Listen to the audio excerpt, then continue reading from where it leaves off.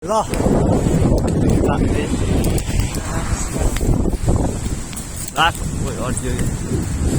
दादा आज हामी यहाँ ठिक्क गाकोबाट फर्किँदैछौँ अनि उहिलेको कुरा गरौँ न आज भन्दैछु नि त फर्किँदैछु अनि जापान लास्ट जाडो हामी आजको समथिङ 6-7 महिना भयो अनि 6-7 महिनाको रुटिन के हो त दाइ भनिदिनु त